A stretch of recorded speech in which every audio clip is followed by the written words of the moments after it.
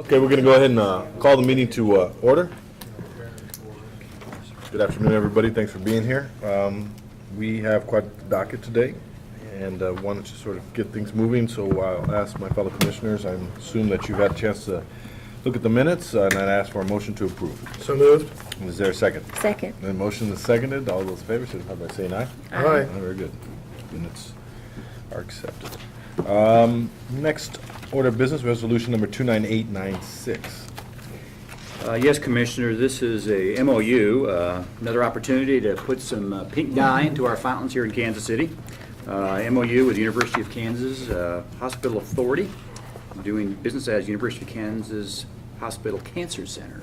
And we have a memo in our packet from Heidi Downer, and I believe we have some guests also, is that correct? So Heidi, tell us a little bit more about this.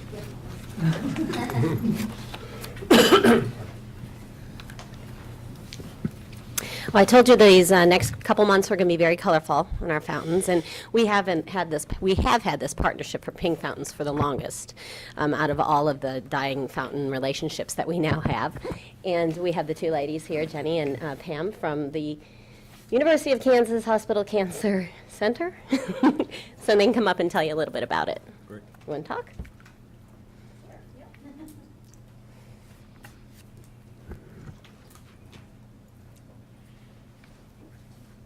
Hi, so I'm Pam Crawford. I'm Jenny Ingram. And we're excited about the opportunity. This will be our 9th year, so as celebrating and community outreach to the community on breast cancer awareness and celebrating those who are continuing their journey with breast cancer and those that have passed. Not only do we have a kickoff ceremony at the J.C. Nichols Fountain the last Saturday, but then we'll continue on having fountains throughout the Park and Rec system dyed pink through the first 10 days in October. So just a great recognition. In addition, there's always a sign that we have available so people will know that in conjunction with the Park and Rec community that we're here and supporting the community and those surviving breast cancer and those that have passed. So thanks for the opportunity. There's going to be a kickoff celebration, and I think it'll be very exciting. And that's going to be on September 29th from 9 to 11 a.m. And we invite anybody here to join us. It's a open to the community event. Great. Okay. Are there any questions, comments? Okay. Thank you very much. We appreciate it. I'll ask for a motion to approve the resolution. So moved. Is there a second? Second. And motion is seconded. All those in favor, signify by saying aye. Aye. Very good. Resolution passes. Next up is a presentation on the 2012 Summer Youth Programs. Yes, Commissioners, Mark Boland's going to take the lead on this. I see Nick and Ben are out here to back him up, it looks like. And Right. this is a presentation that was done before the City Council business session last Thursday. And with that, go ahead, Mark. Thank you, Mark, Commissioners. Good afternoon. Afternoon. This was a report that we did last week. That report took about an hour. This one should only take about 45 minutes. All right. This one will take 10 minutes. Actually, I'm going to breeze through the report, and if there's some questions in the end, and I'll just try to hit some of the salient points regarding the Mayor's Nights program that took place this summer. Starting out with some of the background, last summer, as in summers in the past, we saw a large influx of young people in places that perhaps weren't the best places, and sometimes causing problems. The incident this summer on the plaza really came to the forefront, I think, of the council, and then they in turn enacted a curfew. Some of the background information, the park board, along with some others, in response to those events on the plaza and other places, initiated a study that was chartered by the Kansas City Area Educational Research Consortium. And from that consortium, or from the results of that, there were 3 important findings that came from that study. That youth were looking for ways to express themselves by connecting with others, that YouTube, Facebook, and Twitter were some of the most popular social networking venues for youth, and when implementing youth curfews, provide alternative activities for youth. The purpose of the Club KC was to give Kansas City youth ages 12 to 18 a fun and safe place to go that was appealing and enjoyable. The mayor's office then gathered from that survey, based on that survey and input from youth, that was the inception or where Club KC was born. We started with 2 community centers, Greg Kleiss and Brush Creek Community Centers. The program included dancing, DJs, live video. The earliest center opened at 6 o'clock because we had kids were standing at the door trying to get in, and closed at 12:30. Security was provided by the Kansas City, Missouri Police Department.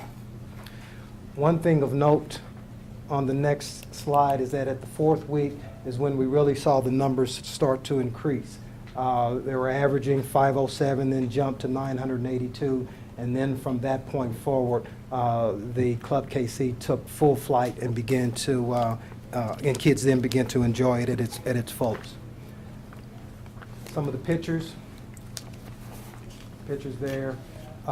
Some of the marketing efforts, Carter Broadcasting, or KPRS, was a very good partner with us on this program. We also put it on the city's website.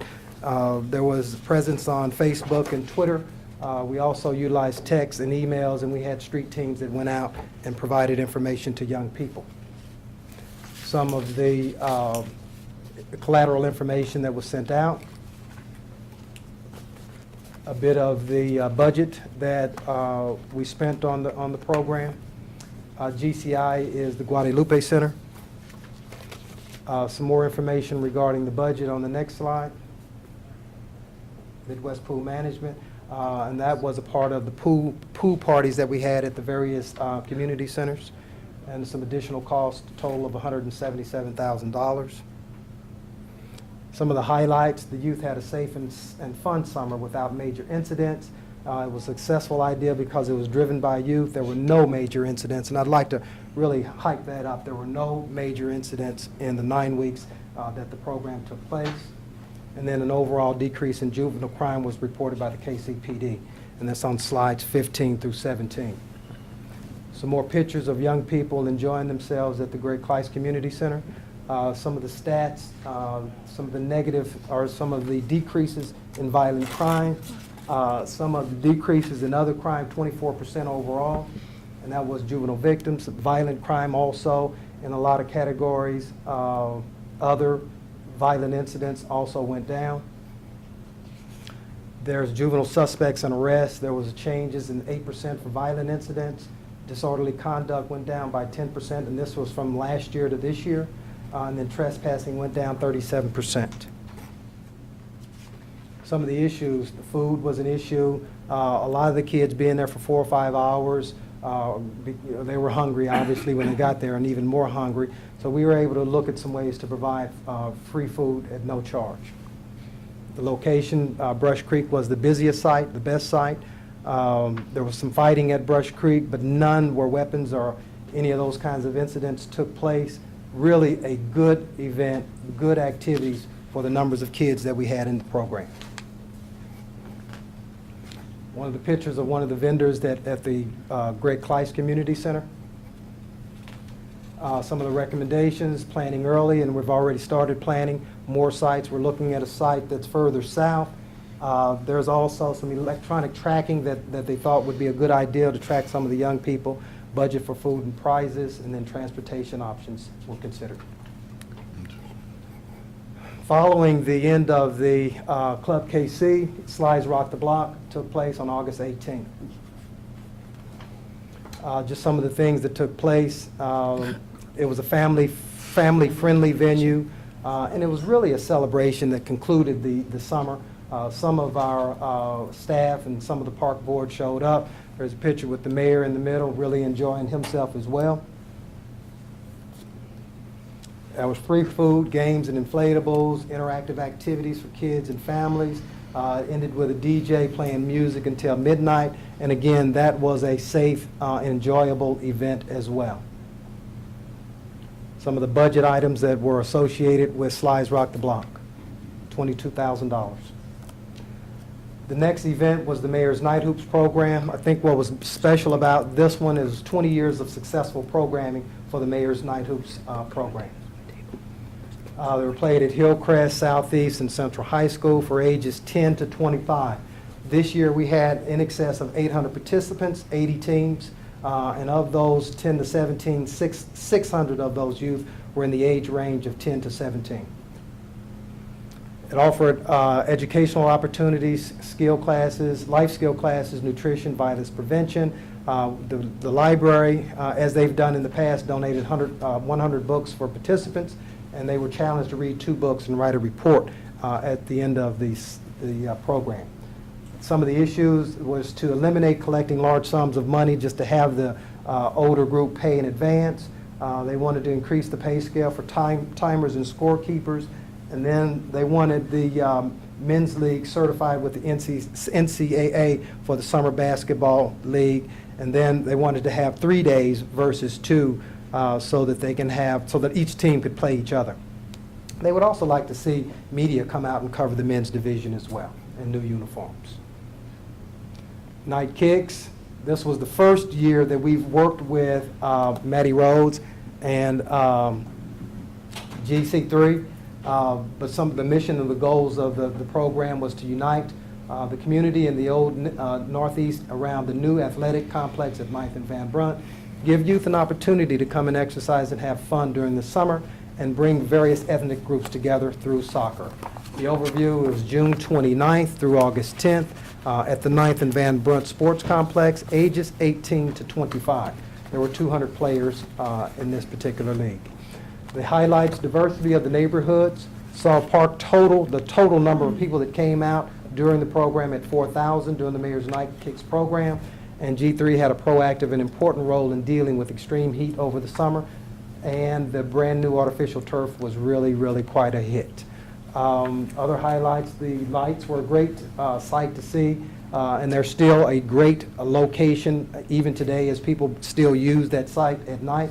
And then Maddie Rhodes used the last night as a platform to collect information from residents who visited the park.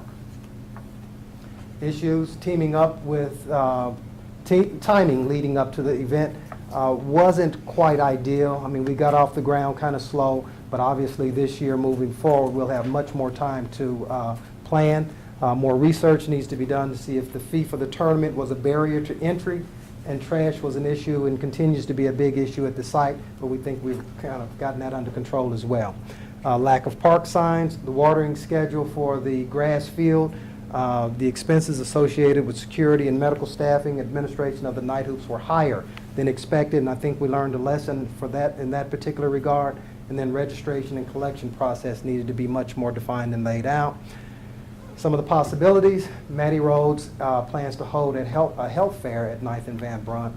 G3 is exploring the feasibility of putting an outdoor movie nights, soccer clinics, and Major League Soccer players, wellness events, and G3 is also looking into weekend walking events for families and older members of the community.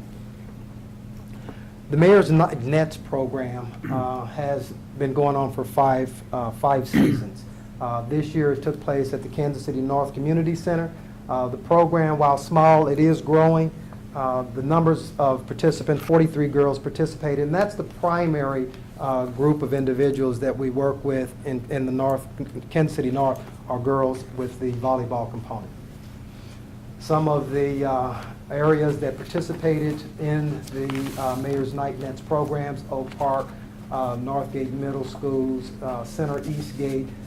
2 young ladies received letters from colleges. Now, obviously, they didn't just excel from playing the time at Night Nets, but they've been playing all along and received letters from colleges. And then there's an interest in creating a team. Okay.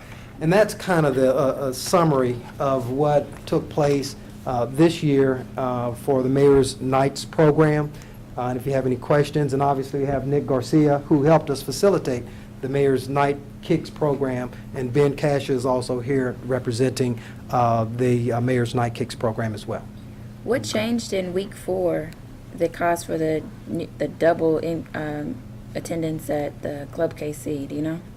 It became the hot spot. Okay. There was no change in our marketing or anything? That's just when it kicked in and people? Yeah, I think that's when kids understood and knew that that was the place to be. And not unlike last year at Hillcrest, it took about 3 or 4 weeks before young people became aware that that was the place to be. Okay, and then my other question, I know that one of the vendors has suggested that we charge like a nominal fee for kids to get into Club KC, but I think that there was some other folks that were against that. Are we in the future going to charge, or we're going to keep it free, or? I think that's still kind of under review right Okay. now. When do you plan to have sort of recommendations going in for next year? I mean, I saw a series of things you were talking about, but to have a sort of plan, you said you want to get kind of plan earlier, get out to the word out a little bit. So just sort of- Actually, we're working on those recommendations and trying to solidify those even as we speak. Okay. So before year end is what we Oh, should sort of definitely get back? before year end. Okay. And those will include some cost estimates as Absolutely. compared, because we probably got a pretty good feel for what the costs were per Per site. participant, Yeah. right, and per site now, so Yeah. that'll be great. Okay. Anything? You? Add a little bit, if I could, just for a second. I mean, Sure. one of the things that I'd like to add about particularly the Mayor's Night Kick, and my name's Ben Casho, and I represent Good to see G3. you. One of the things that I found phenomenal in terms of what the city had done and the park had done on the night kicks is moving that facility in 9th and Van Brunt, and everything that it took to get that off the ground was amazing, and I thank everybody for that. I think what lets everybody know that it was a good decision to make, and it was embraced by the community, is that we had no issues. We had no fights. We had no tagging. We had no destruction of property. The neighborhood, the surrounding neighborhood really embraced that facility as their own, which is amazing. I think there was probably some concern that maybe there could be vandalism or there could be some issues that would arise, but they really embraced that facility as their own, and they were very proud of it. And I think because they're proud of it as a community, I think that we'll see that they will maintain it, manage it, take advantage of it in a positive way and support it. So I wanted to give you that feedback. I think that's really, really important because, you know, as the city, the park's taking a chance on a community to give them a diamond, which they've long not had, and I think they appreciate it.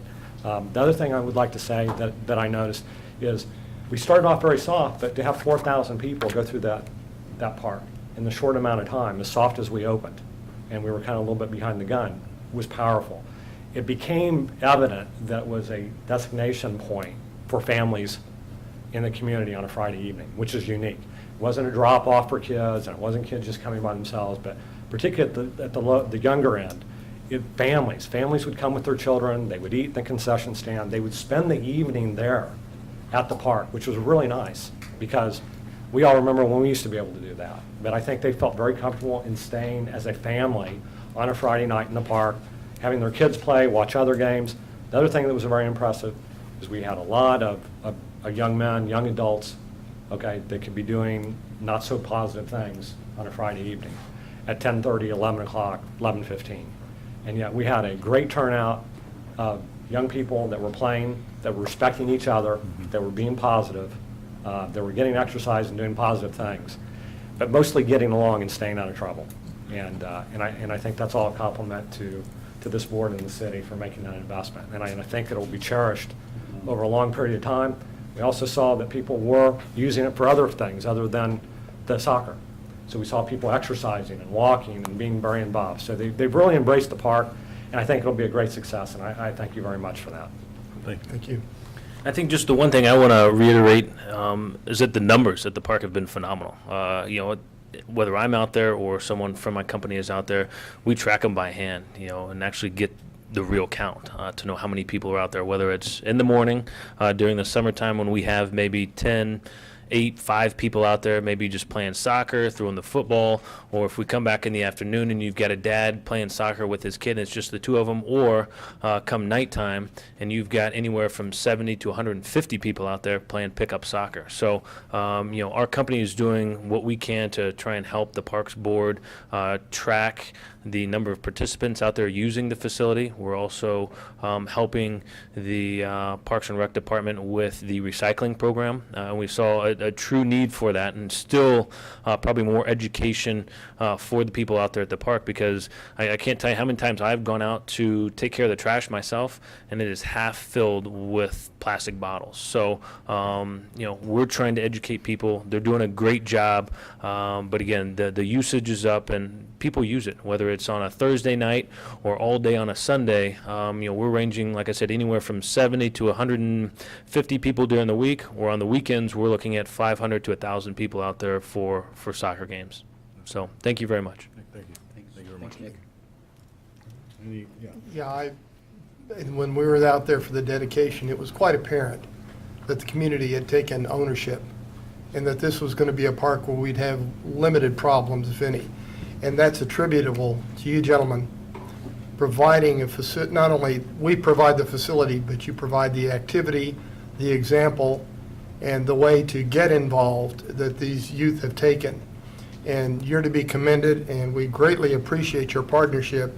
And this is the kind of thing that can make this Parks Department and this city head and shoulders above others in the nation. This kind of involvement by the public, and we greatly appreciate it.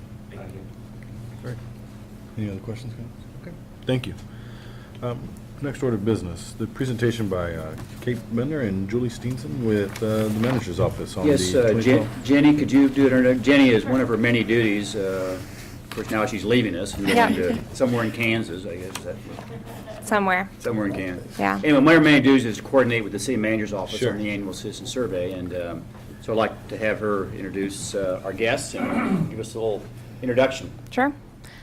Hello, Commissioners. Hello. Good afternoon. Afternoon. Today we have Julie Steenson and Kate Bender here from the City Manager's Office. They're going to present the fiscal year 2012 Citizen Satisfaction Survey. Yes. This is the first year that the City Manager's Office has administered this. Prior to that, it was the Auditor's Office. So they're very excited to share with you some of the data that they've gotten. They've shown a marked improvement specifically for Parks and Recreation. Rather than steal their thunder, though, I will let them come on up and share those results with you. Great. Thank you.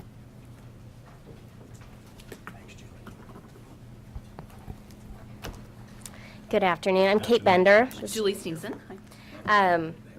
We really appreciate the opportunity to come out and speak with you. As Jenny said, we're very excited about the citizen survey, and we're really enthusiastic about the survey itself, but also the results that we have to share with you. And we've just passed out a copy of the report that was done by our contractor, ETC Institute. This is also available on the city's website, the entire report, kcmo.org/performance. And also there is an appendix that has some mapping results. And what we basically done for our presentation is we don't want to repeat all the results of the report, but we kind of pulled out the highlights for parks specifically and then just talked about some emphasis areas. So just to quickly give you an overview, actually, to give you context, who Julie and I are, we work for the City Manager's Office. We work in the Performance Management Program. And this is the first year that the Manager's Office has been responsible for the survey and reporting the results. And for us, it's not a standalone task or a standalone document. We integrate these results into our performance management program, where we are generally looking at data and opportunities to improve city services. We see this as really just sort of the best outcome measure, one of the best outcome measures that we have for the city, for all city services. Going on to the next slide. This is just a quick overview on methodology, which is covered in more detail in the report. It is a random scientific sample. Generally, the methodology is best practice methodology. We take that on the authority of our contractor. They are definitely experts, but the auditor's office worked for quite a while to refine and sort of get these the methodology to a best practice level. And it does have one thing we wanted to emphasize is the administration time period for this particular survey. It's FY 2012, so more or less, I think our last quarter actually went out at the end of May, so slightly off from the fiscal year, but I mean, to let you know that certainly anything this summer would not be reflected in terms of citizens' perspectives in the survey. Okay, well, for the overall results, what we saw was in most city services, we saw an increase in satisfaction or a decrease in dissatisfaction. So that was across the board. It seems like our citizens are more pleased with all services that we're providing. And for Parks and Recreation, actually, pretty much of the of the 14 questions that we ask our citizens to rank on a 5-point scale, 7 of those questions saw statistically significant increases in satisfaction, while the others saw mild increases as well. So, and the one bullet point there actually is something to be pretty proud of. Park maintenance saw the highest increase. And as I said, most things increased, but it was definitely the highest percentage of satisfaction that went up. And actually, users of our parks is up as well. From 70 to 76% of our citizens, and this is representative of our entire population, so that that is something you can bank on. So this is something that our contractor has in the survey where citizens are asked to rank what city officials, bless you, what city officials should emphasize most over the next couple of years. And as you can see, quality of Parks and Recreation falls a little bit down in the list, but that's actually a result of, we notice as dissatisfaction is low, importance is low. People don't feel like it's something we need to emphasize because it's already doing well. So, and as you can see, with satisfaction, Parks is in the green, and that would be the overall quality of Parks and Recreation services. That's the question we ask at the very beginning of the survey. And that is where it falls relative to some of the other services the city provides. So pretty high up there. And also a nod to you folks here. Effectiveness of boards and commissions is another question we ask. And this tends to trend with elected officials. So, but this actually has seen the largest increase from a year to year ever. And it's one of the highest satisfactions in boards and commissions that the survey's ever seen. And we've administered this for since 2000. So. Another thing that we did to illustrate where some of the major improvements were, this is a breakdown, major improvements being anything with 4% from 2011 to 2012, significant 2 to 3%, which is all statistically significant, and you can see how many of these questions are parks related. Those are the ones that are shaded green. So of all city services, parks definitely had a pretty high percentage of those questions that saw improvements. No significant change. Those are shaded green in the orange column. Those were things that didn't have anything more than a 2% increase in satisfaction. So those are areas that you may want to watch. And then decline was anything with a 2 to 4% decline in satisfaction or an increase in dissatisfaction. And again, as Kate said, we want to reiterate that with both youth athletics and swimming pools and programs, this is not reflective of any of the Club KC activities that would have happened this summer.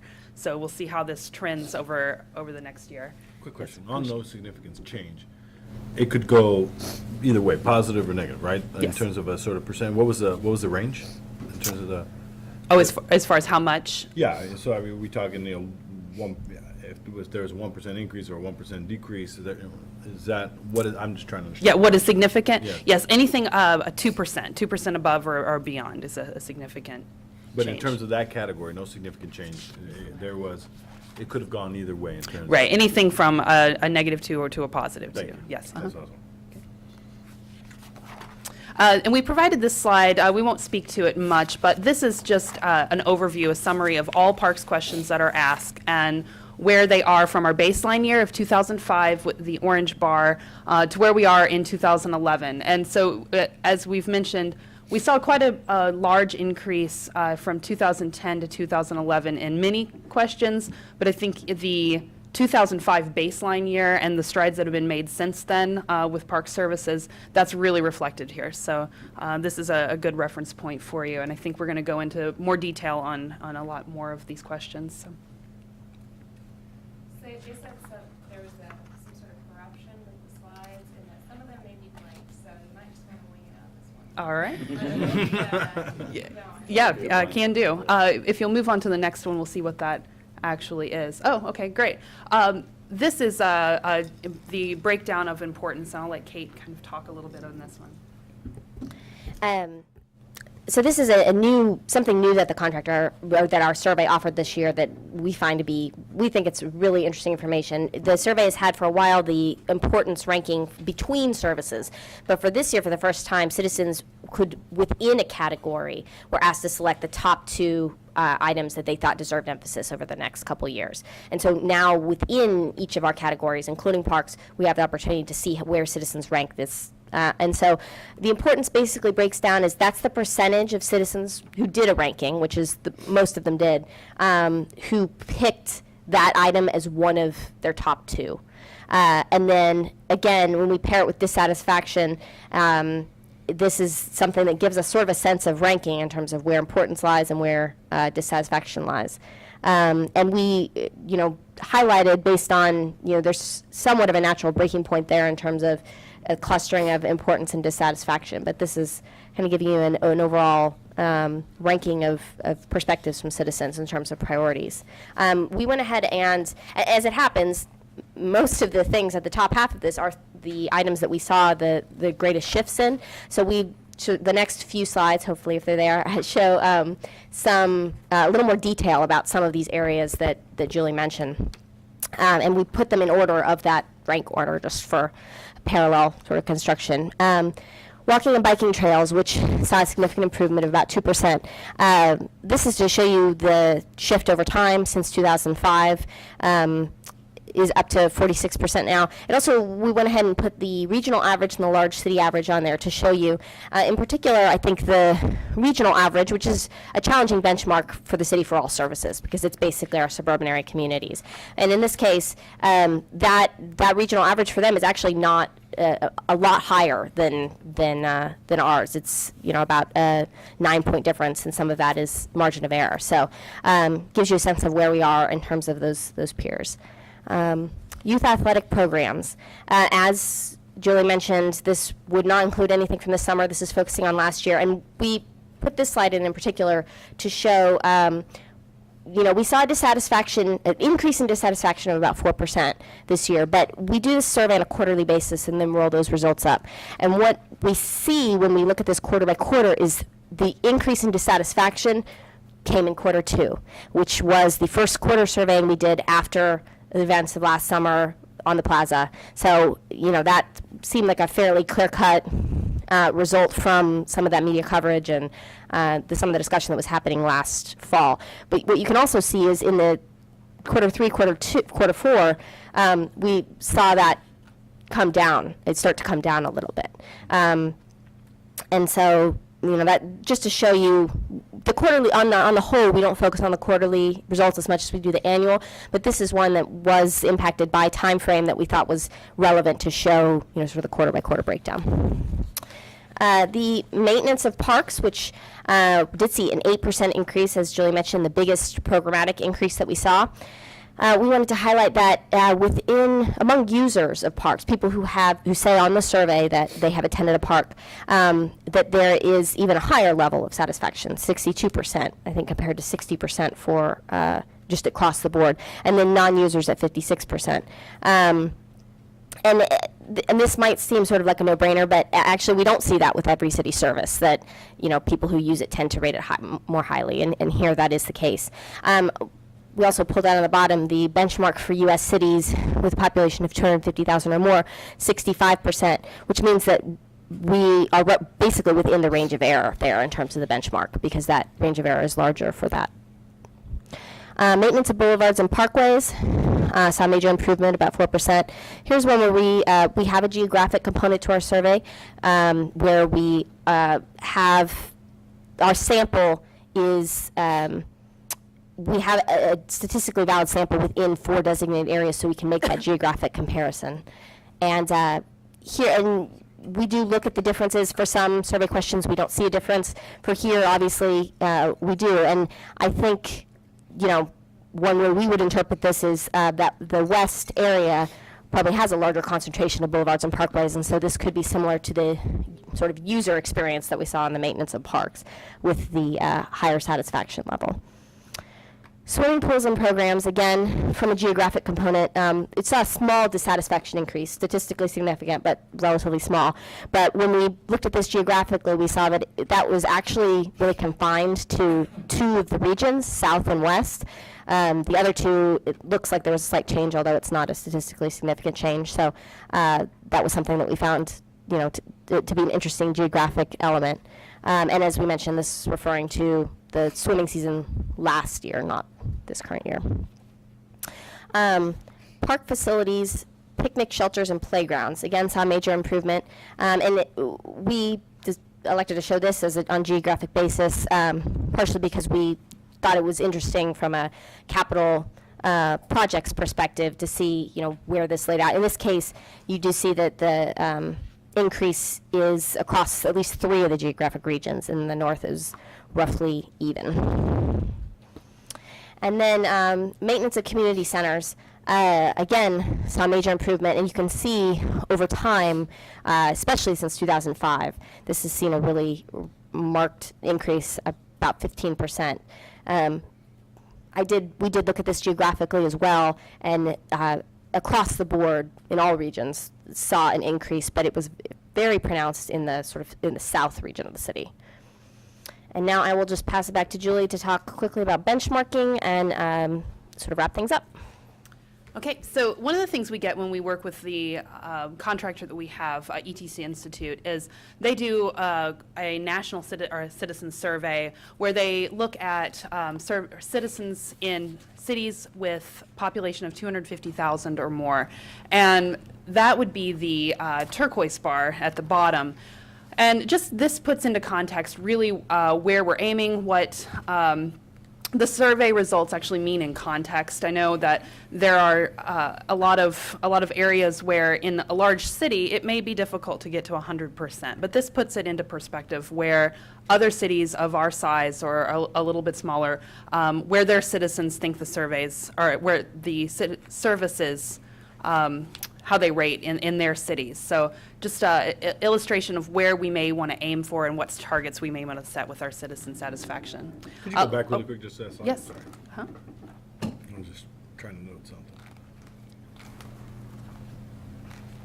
And again, as Kate said, very bottom, maintenance of city parks, we're actually well within the margin of error.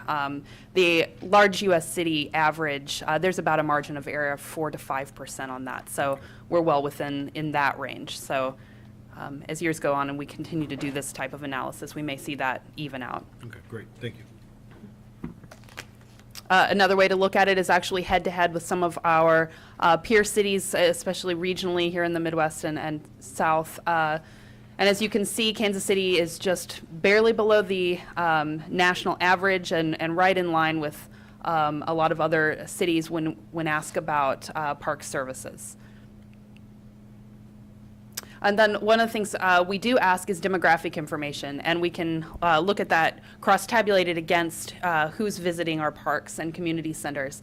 So one of the things we looked at was by gender and then by geographic region, where who is most likely to visit a park. And as you can see, there are some geographic and demographic differences. And they are significant enough that we thought we would point them out, that these are actually the areas where it says the least likely to visit parks, maybe geographic and age demographics that you want to target in the future for marketing or for programmatic efforts. So just another tool to look at it. And as Kate mentioned, visitors to parks are more likely to be satisfied with our services. So we drive people to the parks, they're likely to be more satisfied, we see those numbers go up. So. I think it's back to that slide in which, this idea about ease of programming and their satisfaction of that, or at least, accessing programs. I mean, we think that the easier we can make it from a usage standpoint. Right. People who use them are more likely to be happy. Exactly. Right. And then another way we can gauge who is using the programming. We don't actually ask an experiential question about have you used a swimming pool or have you engaged in an adult or youth athletic program. We haven't asked those questions in the past, but we do look at how many respondents say they don't know. And we have a 9 on we have a 5-point scale, and then the option to say don't know on the survey. And for these particular questions, there's a fairly high rate, somewhere around 50% of respondents say that they don't know how to rate the service. So we interpreted that as they either they don't know about the service or they haven't experienced the service. So you could reasonably conclude that about 50% of people are not using these services. So. And then as we move forward, as Jenny mentioned and Kate said, the city manager's office has taken over the administration of the survey, and we are working with a contractor. Survey administration began a few weeks ago. Surveys went out. This year we're actually allowing people who receive a paper copy out of the random sample of citizens to go online and fill it out, and we've had a pretty good response for that. The parks questions, we had been asking them every quarter of the year. This year we've timed it more so that the parks questions will be asked in the second quarter and the fourth quarter to try to capture people's opinions in those quarters. And it also allowed us to expand the number of questions we are asking. We did review all of the questions and revisions to the survey instrument with a panel of staff, department directors, city management, mayor's office to ensure that we are continuing to ask the right questions of our citizens to get results. So we did add 2 questions about communication and customer service from Parks Department staff. So we'll have that information at the end of 2013. We did delete the question concerning adult athletics to make room for some of these other, simply because we had such a high don't know rating on that. And we concluded that you take surveys at the community centers and things that would allow you to have information on that. So, but that is definitely something, if you see a hole or a gap in our survey, moving forward, we can look at other questions. So with that, if you have any questions, this is the online screen that citizens see when they go to our survey. And the survey instrument is accessible online if you'd like to take a look at it, see what questions we are asking. I just want to say, first of all, congrats to our wonderful staff and our partners.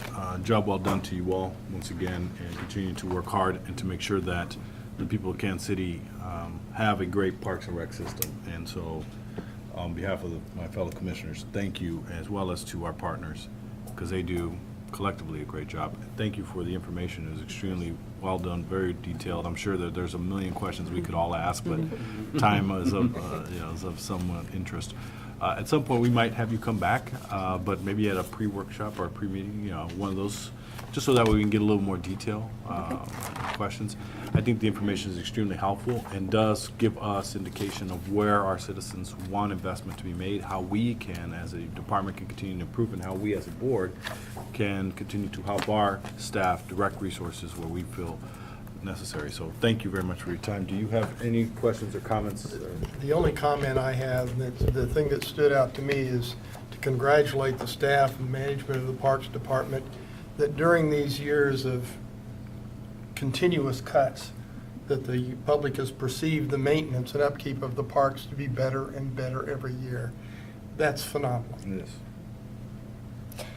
And thank you again for the opportunity to present. And I just wanted to add emphasis to what you'd said in terms of we see this as a document that should be used, not just put on a shelf. And we know that already Parks and Rec staff takes a lot of interest in it and is wanting to delve in. And so Julie and I are always at a resource to delve further into the results, to do additional analysis. We're happy to do that. Well, we as a board have, take these numbers and this survey very serious as well. I think we're all about measurement on our end and how we can continue to use this as a sort of tool to drive resources and to drive increased satisfaction across the board. So thank you. Thanks, ladies. Okay. Boy, we are moving along. We're on to item number 4. Our flying five. Oh boy, we're moving on. Resolution number 29897. Yes, Commissioners, this is a recommendation for the capital improvement program. It's a 5-year plan. You have a memo in your packet from Travis Kiefer, and then you also have some backup documents. I know we had a little pre-board discussion on adjusting a few of the priorities. The architect for this is Richard Allen, and Richard's here. So if you have any questions of either Travis or Richard, they're both here to answer those. And I know we talked about a couple of those items earlier, Travis.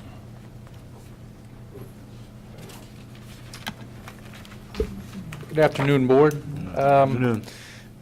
In front of you, you have each department within the city's requested to put together a capital improvements budget.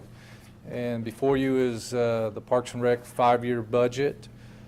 Just to give you an example, is one of the projects you heard earlier, 9th and Van Brunt, it went through the citywide PIAC funding process. And so this year, the plan is in front of you.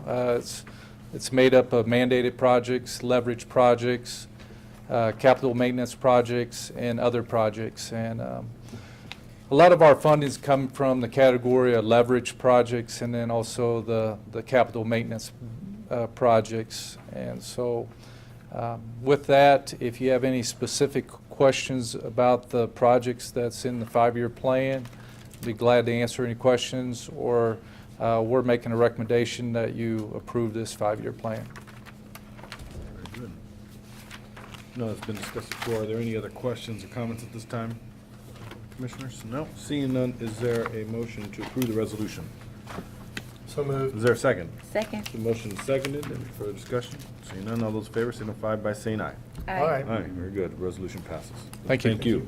Thanks, Resolution number 29898. Yes, Commissioner, this is a request for a lease agreement with the IRS. This is their facility down at Pershing and West Penway. You have a memo in your packet from Travis, and this is for emergency evacuation purposes. In essence, where the employees would go in the event of an emergency, which would be onto our property. Great. Any questions of Travis at this time? Exactly what is the property under the viaduct? I mean, is this a park designated property, or is it just? Piece of right. Just piece of right of way, okay. Very good. Okay, great. Is there a motion to approve the resolution? So moved. There's a motion. Is there a second? Second. Very good. All those in favor signify by saying aye. Aye. All right. Very good. Resolution passes. Resolution number 29899. Yes, Commissioners, this is also a request for the issuance of a liquor license for the main event. This is in conjunction with the new Marriott Hotel at 4000 North Parkway, and this is there again within a certain distance of the property of the Parkway, and so it would come before the Park Board. Okay, very good. You have a memo from Travis, and I know Denise has been working on this as well. Great. Any questions? No. Seeing none, is there a motion to approve the resolution? So Is moved. there a second? Second. Motion seconded. Any further discussion? No. All those in favor signify by saying aye. All right. Aye. Very good. Resolution passes. Resolution number 29900. Yes, Commissioner, this is change order number 2 with National Streetscape for streetscape work along Broadway Boulevard, 39th Street to Armour. You have a memo from Travis that outlines the background and the scope involved and the amount of funds for this change order number 2, which happens to be a little over $12,000. If you have any questions, Travis is here. Any questions of Travis? All right, hearing none, is there a motion to approve the resolution? So moved. Is there a second? Second. Motion seconded. Any further discussion? All those in favor signify by saying aye. Aye. Aye. Aye, very good. Resolution passes. Resolution number 29901. This is also change order number 2, happens to be with National Streetscape on a totally separate project. Actually, there's a variety of locations within this particular project. It's spelled out in the memo from Travis. Again, if you have any questions, Travis is here. Any questions of Travis? Okay, seeing none, is there a motion to approve the resolution? So moved. Is there a second? Second. Motion seconded. All those in favor signify by saying aye. Aye. Aye, very good. Resolution passes. Resolution number 29902. Change order number 1, Indian Creek and Blue River Confluence Trails, and again, National Streetscape. And if you have any questions on this one, Travis is here. It's change order number 1 for a little over $81,000. Okay, very good. Any questions of Travis? All right, seeing none, is there a motion to approve the resolution? So moved. Is there a second? Second. Motion seconded. All those in favor signify by saying aye. All right. Aye. Very good. Resolution passes. Resolution number 29903. Yes, one gift, $200. Okay, great. Is there a motion to accept the gifts? So moved. Is there a second? Second. Motion seconded. All those in favor signify by saying aye. Aye. Aye. Aye. Every vote counts today. It does today. Resolution passes. Very good. On to the director's. You got moving too fast for me, I'm sorry. I apologize, Dan. Major construction, Travis. Yes, sir. Thank you, Director, members of the commission. You have a couple of packets in front of you today. And we'll start off with Penn Valley Drive. Jimmy Lawson is the construction manager on that project, and Fahey Construction is a contractor. You can see some of the work that's being completed along the lake project on that first page. Second page gives you a little better shot of what's going on 29th Street. You can see the new curb and guttering along there and the sidewalk down the side of the street. It was a pretty narrow drive. See somebody's already using it there in the first picture. The last one shows a little better shot of Penn Valley Drive, and what I'll point out, it's a little bit hard to see, but in this small picture down in the lower right-hand corner, you can tell really from this, if you recall the curvature in the old road, how this is really straightened out or relaxed that curve there. That used to be a very severe curve around it. Now you can actually see a vehicle coming around that curve as can be seen in that photograph right there.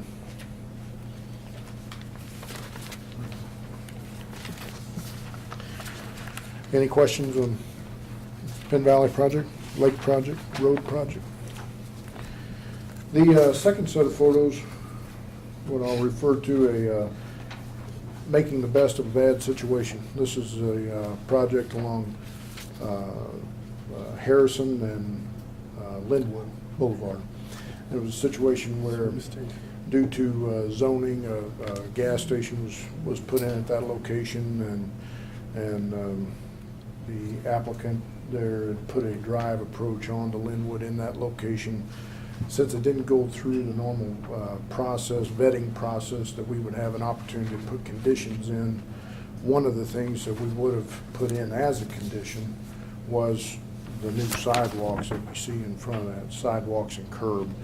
If you recall in that location, the curbs, there have been so many overlays on Linwood in that location that the curb was almost even with the pavement. And one thing in working with the applicant on this job, we were able to get this new sidewalk along here and new curbing and ADA ramps up at the corner that you can see on the last photograph there.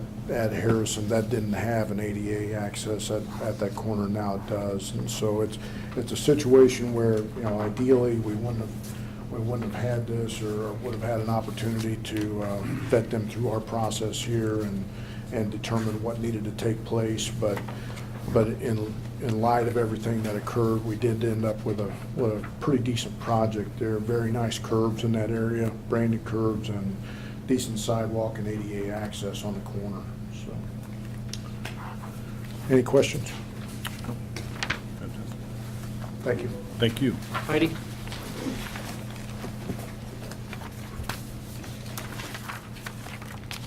Hello again.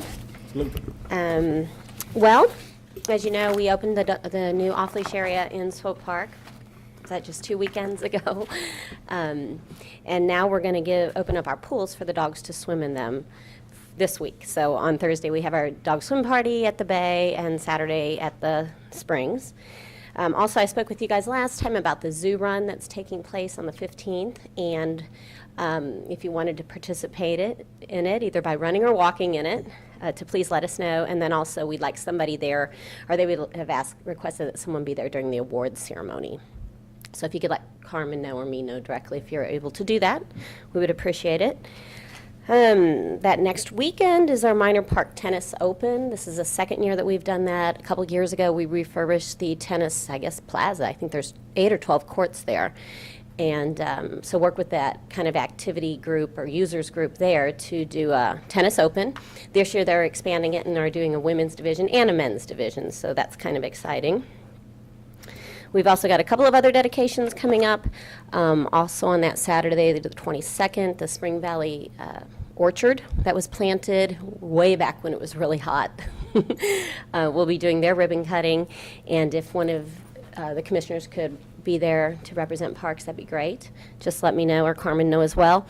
And then we are doing the first, can you believe it? It's the first anniversary of the Missouri Korean War Veterans Memorial. Now, this was the event that was very nice weather, not your first event. Every time we hear it, they're always gonna laugh, it doesn't matter.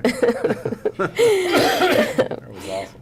But yeah, that'll be at 11 o'clock on Friday, September the 28th. And then on the 29th, of course, the ladies from the Cancer Center informed you of the pinking ceremony, which does take place at J.C. Nichols Fountain.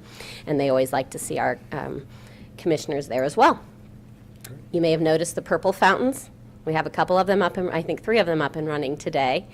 They'll go through this week. We'll do one red fountain on Friday for the Chiefs, Red Friday. And then a little bit of a break, which will be nice. And then we'll go into the teal fountains, and then a little bit of a break again before the pinks hit. And then fountain season will be over. Round of colors. Yeah. It's kind of interesting to dye some new colors. It's a learning process, it seems. So, that's all I've got. Thank you. Thanks. We have nobody signed up for the public hearing. Calendar review. Yes, Commissioners, looking at the remainder of the month of September, Brush Creek Community Partners, I know Carol canceled a meeting this Friday, and I think she's got a meeting coming up, yeah, the 2nd of November is her next meeting. I don't think it's one in October. Yeah, 2nd of November. Next Tuesday, we're on a tour. We'll be starting here at 1 o'clock and go generally south, kind of picking up from the tour we had earlier in the year where we primarily went north. And then in Platte County Parks Partners at 11:30 on the following day, the 12th. Our next board meeting is over at Tony Gary Community Center, starting at 1 o'clock at that time. And City of Fountains Foundation board meeting on the 19th, Friends of Zoo board meeting on the 19th. Starlight, they moved there, so I see they moved it to 27th. And then we're going to be kind of a tight time schedule. The 28th, we've got our PIAC presentation at 9. Hopefully, we're done and wrapped up with Q&A by 11, so we can make it over to Washington Square Park.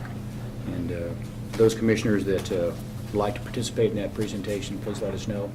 Richard's working on that, and with some support from Heidi. And we'll have a presentation of what you approved earlier with some visuals and some summary information on that capital improvement plan.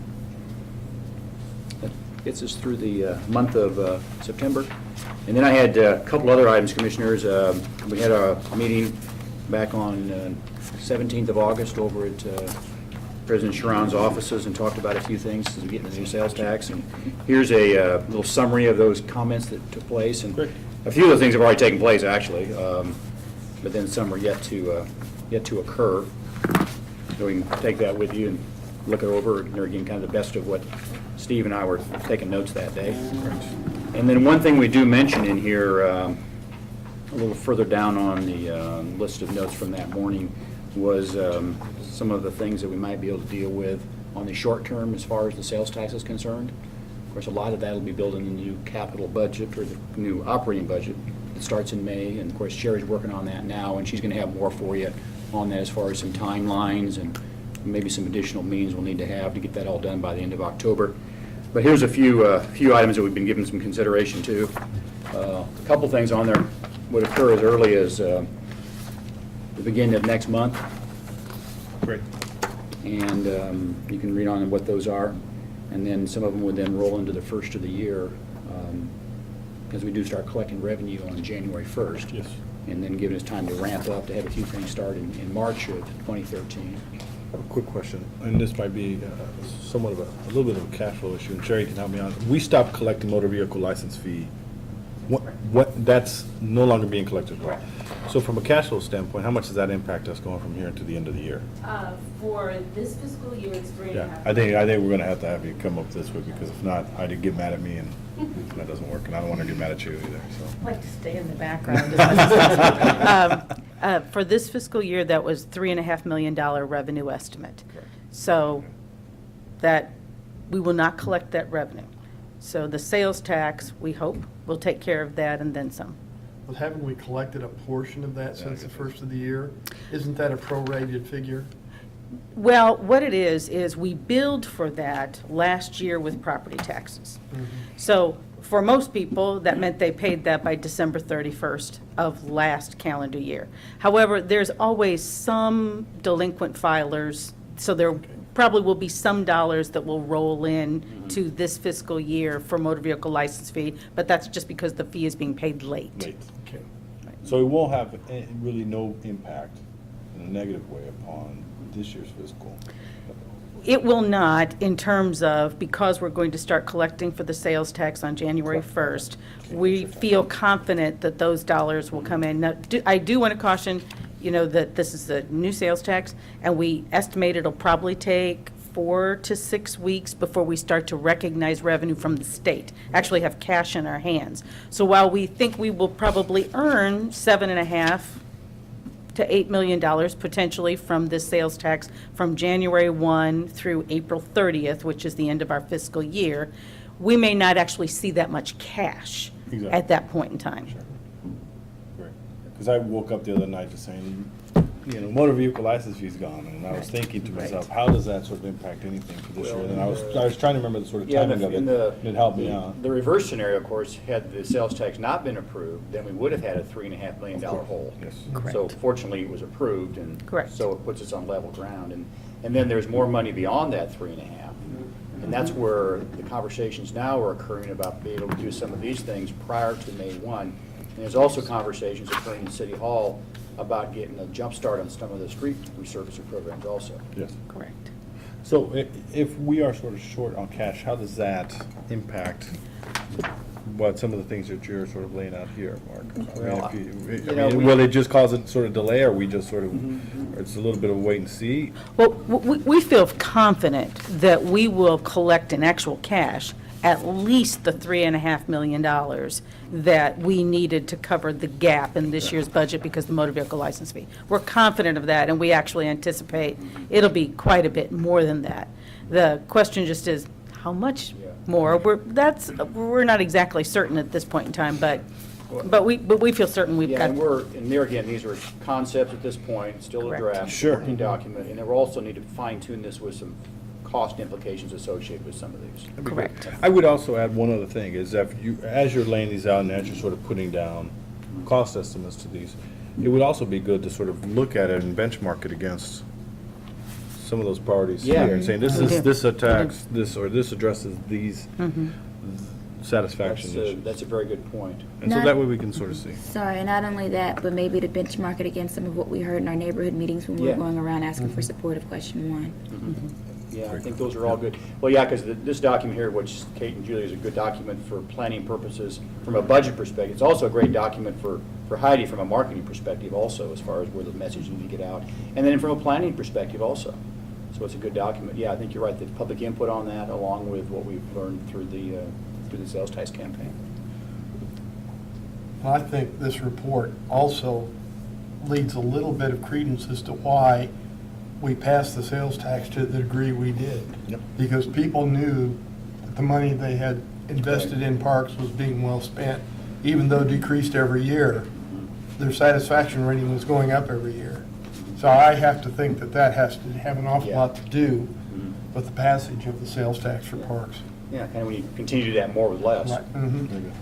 Mark, what do you need from us on this? Nothing right Just a now, just review kind of and give you a general framework. Okay. We'd like to, at least at this point, unless you have any concerns to the contrary, we'd like to kind of move forward, at least do the October 1st stuff. Okay. We think we can handle that right now. We have a little more time to adjust accordingly for March, because that's still several months away.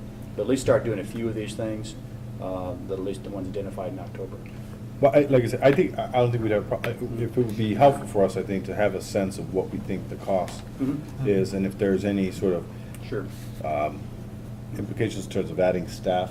Right. And then also, like I said, that last piece being where this sort of lines up with the concerns or the issues we heard there and that in the survey. I think you get us that, I think we'll be happy to Yeah, sort of. yeah, we'd like to have some dialogue on this, because part of this will transpire during the budgetary process, too. Yeah. It ties back to comments that were addressed toward Mr. Bolin earlier about the summer youth programs and stuff. Now that we've got a good program behind us for the summer of 2012, something we need to build on, obviously. working Yeah, very with much the so. mayor's. That can become part of the budgetary process, too. If you recall from last year, the money for that came from the mayor at the 11th hour. Well, now we don't have to be concerned about the 11th hour, I don't believe. I think we can incorporate that into our entire budgetary process. So as he's planning with his staff and his partner organizations, that can be part of this budget process that goes forward from now until the end of October. You know, that brings a question. Mark, I was going to ask you really quick in regards to your presentation, really two things. One was, going into next year, I assume you're going to sort of say, look, here are our goals that we're looking to sort of hit. We sort of know, as Mark said, you know, we had 11th hour sort of planning. It occurred. We still were able to launch a successful sort of programming for our youth. Great. Now that we have a little more time, are you going to say to us, okay, we had how many kids participated in this year's program? Therefore, next year we want to get to this many sort of kids and have this type of activity. I mean, I'm just trying to think, what are the benchmarks you're sort of thinking of to demonstrate that we are just not just doing the same thing, but improving upon what we just did, given the fact that we have more time and probably more resources? We are looking at this summer's activities as a benchmark, and how do we make it better, and more additional sites, additional communication methods.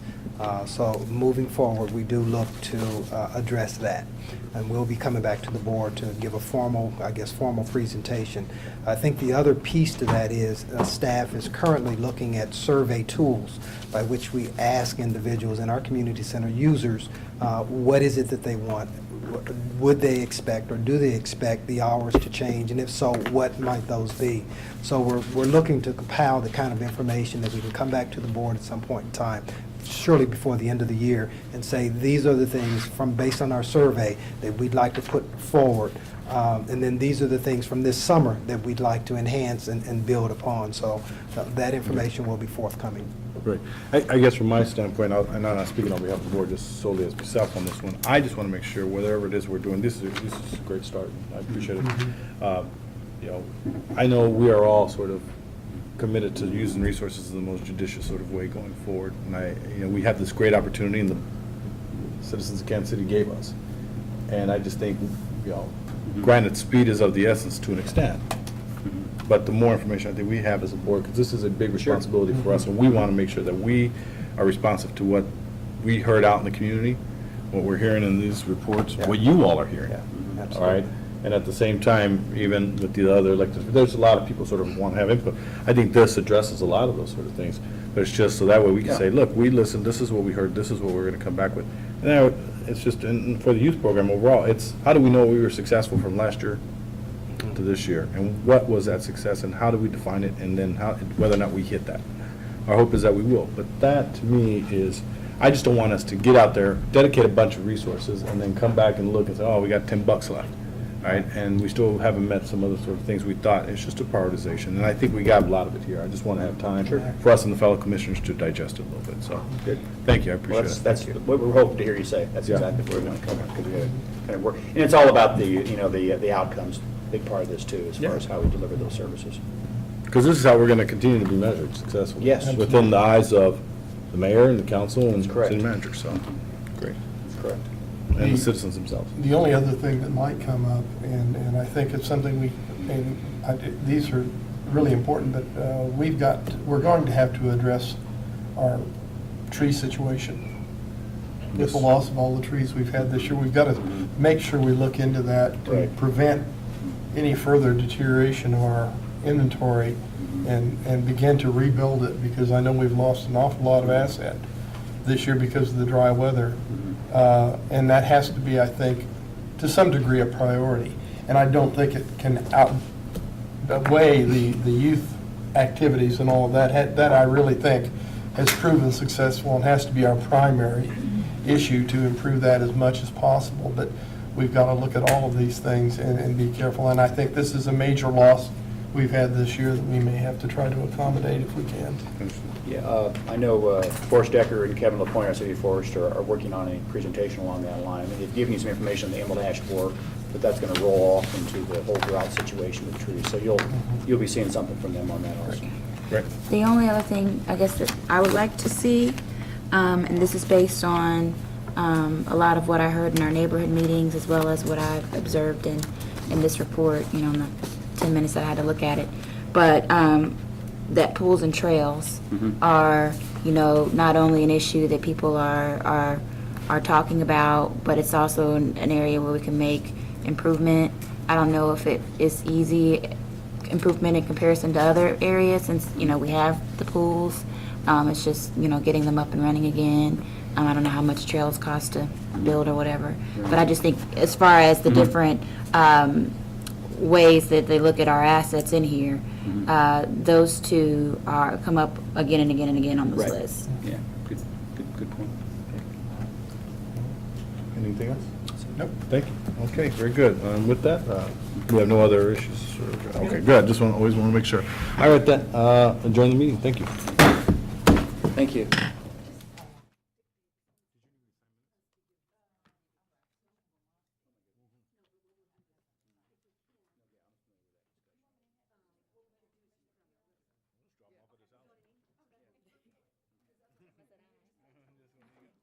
Could I borrow